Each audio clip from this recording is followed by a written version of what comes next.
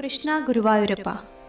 ഒരു ഭക്തനെ അല്ലെങ്കിൽ ഭക്തയെ സംബന്ധിച്ച് ശ്രീ ഗുരുവായൂരപ്പനെ കണ്ട് ദർശനം നടത്തുക എന്നുള്ളത് ഒരുപക്ഷെ ജീവിതത്തിലെ ഏറ്റവും വലിയ ആഗ്രഹമായിരിക്കും. പണ്ടുകാലത്ത് ചിട്ടപ്രകാരം പറയുകയാണെങ്കിൽ ഇന്നത്തെ സാഹചര്യത്തിൽ അത് നടത്താൻ പറ്റുമോ എന്നുള്ള കാര്യം അറിയില്ല. അത് ഓരോ ഭക്തരും വിചാരിച്ചാൽ മാത്രമേ പറ്റുകയുള്ളൂ. ആദ്യം തന്നെ പറയട്ടെ, ഇന്നത്തെ സാഹചര്യവും ജോലി തിരക്കും കാരണം ഓടിപ്പിടിച്ചു വന്ന് എന്തോ കാട്ടിക്കൂട്ടി മടങ്ങുന്നവരാണ് അധിക പേരും. അവരുടെ സാഹചര്യം അങ്ങനെ ആയതുകൊണ്ടാവാം. എന്നാൽ ശരിയായ രീതി പിന്തുടരുന്ന കുറച്ചു പേരെങ്കിലുമുണ്ട്. അതറിയാത്തവർക്കായാണ് ഈ വീഡിയോ. വീഡിയോയിലേക്ക് കടക്കുന്നതിന് മുൻപ് നിങ്ങൾ ഈ ചാനൽ ആദ്യമായാണ് കാണുന്നതെങ്കിൽ തുടർന്നുള്ള വീഡിയോകൾക്കായി സബ്സ്ക്രൈബ് ചെയ്തു ഷെയർ ചെയ്യുക. നന്ദി. ആദ്യം തന്നെ ഗുരുവായൂരെത്തിയാൽ ഗുരുവായൂരപ്പന്റെ രുദ്രതീർത്ഥ കുളത്തിൽ മുങ്ങി കുളിക്കുക എന്നതാണ്. അതിന് പറ്റുന്നില്ലെങ്കിൽ കൈയും കാലും മുഖവും കഴുകി ശുദ്ധി വരുത്തണം. അതിനുശേഷം ആ കുളക്കരയിലുള്ള ഭഗവാന്റെ അടുത്തുള്ള ഇടത്തരികത്ത് കാവിൽ അമ്മയെ ദർശനം നടത്തണം. ഭഗവാന്റെ സോദരി സങ്കല്പത്തിലാണ് അമ്മ അവിടെയുള്ളത്, അവിടെ ഇരിക്കുന്നത്. എന്ത് കാര്യം പറഞ്ഞാലും ആ ഭഗവതി ഉടനടി അനുഗ്രഹിക്കും. അങ്ങനെയുള്ള ഒരു ഭഗവതിയാണ്. ഭഗവാന്റെ സോദരിയായി അവിടെയുള്ള ഇടത്തരികത്ത് കാവിൽ അമ്മ. അതിനാൽ ആദ്യം ഭഗവതിയെ കാണുക, അതിനുശേഷം ഗുരുവായൂരപ്പനെ കാണുക എന്നുള്ളതാണ് പണ്ടുകാലത്തുള്ള ഒരു ചിട്ട. ഈ തിരക്ക് കൂടി വരുന്ന സമയത്ത് ഇതൊക്കെ പറ്റുമോ ഇല്ലയോ എന്നുള്ളത് ശ്രദ്ധിക്കണം. അതിനനുസരിച്ച് നമുക്ക് പ്രാർത്ഥിക്കാം. ആദ്യം ഭഗവതിയോട് മനസ്സുരുകി പ്രാർത്ഥിക്കുക. ഭഗവതി കെട്ടുവഴി ഭഗവതിയെ വണങ്ങി ഒരു 5 നിമിഷം അടുത്തുള്ള വാതിൽ മഠത്തിലോ അതിനടുത്തോ നിന്ന് ഭഗവതിയെ തൊഴുതു പ്രാർത്ഥിക്കുക. ഭഗവതി തീർച്ചയായും നമ്മോടൊപ്പം ഉണ്ടാകും. അതിനുശേഷം ശ്രീ ഗുരുവായൂരപ്പനെ തൊഴാൻ പോകാം.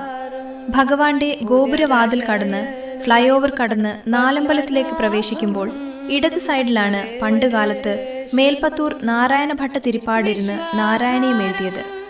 അവിടെയൊന്ന് നമ്മൾ സ്മരിക്കാം. അതിവിശിഷ്ടമായ ഒരു സ്ഥലമാണ്. അവിടെ ഒന്ന് തൊഴുത് നമസ്കരിക്കുക.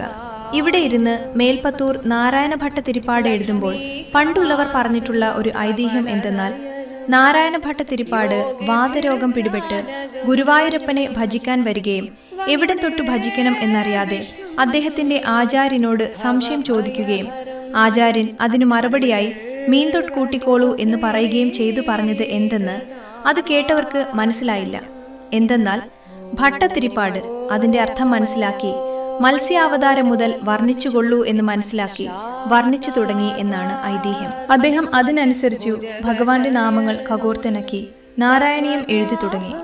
അങ്ങനെ ഓരോന്നോരോന്നായി എഴുതി നരസിംഹാവതാരമായി.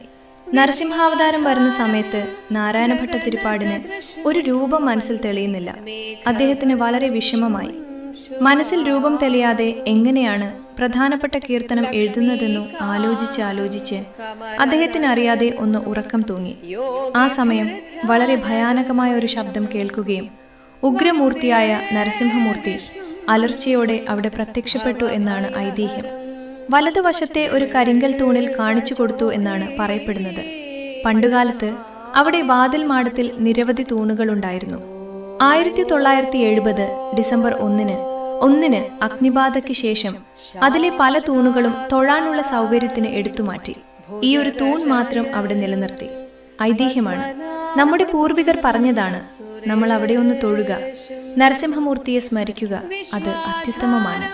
അതിനുശേഷം ഭഗവാന്റെ സോപാനപാടിയിൽ ചെല്ലണം. അവിടെ ഭഗവാന്റെ ചതുർബാഹുവായ വിഗ്രഹം കണ്ട് കൺകുളിർക്കെ തൊഴുക. അങ്ങനെ തൊഴുമ്പോൾ നമ്മൾ ഒരു കാര്യം കൂടി ചെയ്യുന്നത് നല്ലതാണ്. നമ്മൾ ആദ്യം തിരുമുഖമാണ് ദർശിക്കുന്നത്. തിരുമുഖ ദർശനം നടത്തി കഴിഞ്ഞാൽ ഭഗവാനെ മുഴുവൻ നമ്മുടെ മനസ്സിലേക്ക് ആവാഹിക്കണം.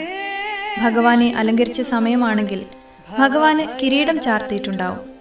കിരീടത്തിന്മേൽ തിരുമുടിമാല ചാർത്തിയിട്ടുണ്ടാവും.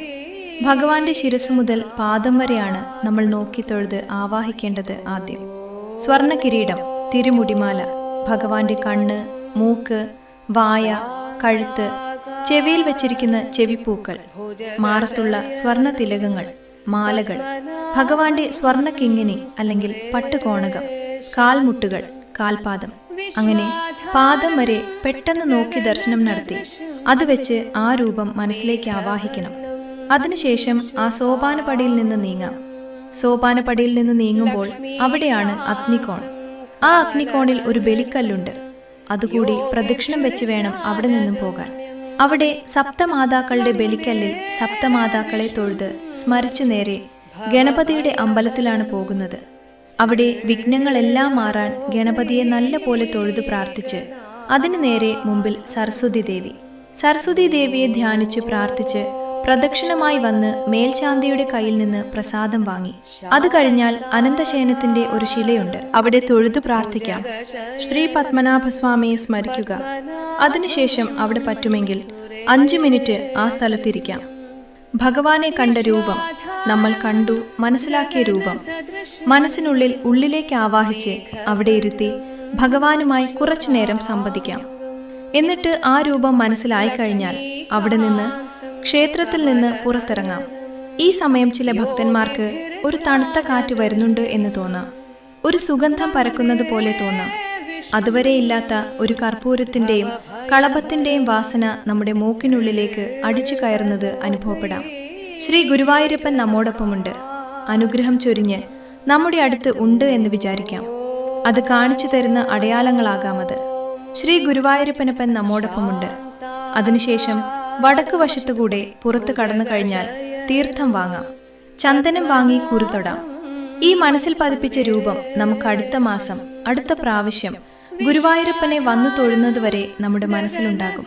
നമ്മൾ വീട്ടിലിരുന്ന് വിളക്ക് കത്തിച്ചു പൂജാമുറിയിൽ പ്രാർത്ഥിക്കുമ്പോൾ നമ്മുടെ മനസ്സിനുള്ളിൽ ശ്രീ ഗുരുവായൂരപ്പൻ തെളിയും. തീർത്ഥവും പ്രസാദവും വാങ്ങിക്കഴിഞ്ഞ് നേരെ വരുന്നത് അയ്യപ്പ സ്വാമിയുടെ അടുത്താണ്. സ്വാമിയെ തൊഴുത് പ്രദക്ഷിണം വെച്ച് കൊടിമരത്തിനടുത്ത് വരാം. അവിടെ സാഷ്ടാംഗം നമസ്കരിച്ച് പ്രാർത്ഥിച്ചെല്ലാം ഭഗവാനിൽ സമർപ്പിച്ച് നമുക്ക് വീടുകളിലേക്ക് മടങ്ങാം. ഇപ്പോൾ നമ്മൾ ഗുരുവായൂരപ്പന്റെ നാലമ്പലത്തിനുള്ളിലെയും ചുറ്റമ്പലത്തിലെയും തൊഴേണ്ട സ്ഥലങ്ങൾ തൊഴുകയും പ്രാർത്ഥിക്കേണ്ടതുപോലെ പ്രാർത്ഥിക്കുകയും ചെയ്തു കഴിഞ്ഞു. ഇനി മുതൽ ശ്രീ ഗുരുവായൂരപ്പനെ ദർശനം നടത്തുമ്പോൾ സാധിക്കുന്ന പോലെ ഇങ്ങനെയൊക്കെ ചെയ്യണം. ഇത് പലർക്കും അറിയില്ല. പഴയ രീതിയിൽ പഴമക്കാർ ഈ രീതിയിലാണ് ദർശനം നടത്തിയിരുന്നത്. എല്ലാവരും പ്രാർത്ഥനയോടുകൂടി വീടുകളിലേക്ക് പോയി അടുത്ത വരവിന് വേണ്ടി. ഭഗവാൻ നിങ്ങളെ കാത്തിരിക്കുന്നു, നിങ്ങൾ ഭഗവാനെ കാത്തിരിക്കുന്നു എന്നാണ് ഐതിഹ്യം. സുന്ദരമായ നിമിഷങ്ങൾ വീണ്ടും എത്രയും പെട്ടെന്ന് കിട്ടട്ടെ എന്ന് നിങ്ങൾ പ്രാർത്ഥിക്കുക. ശ്രീ ഗുരുവായൂരപ്പന്റെ അനുഗ്രഹം എല്ലാവർക്കും ഉണ്ടാകട്ടെ.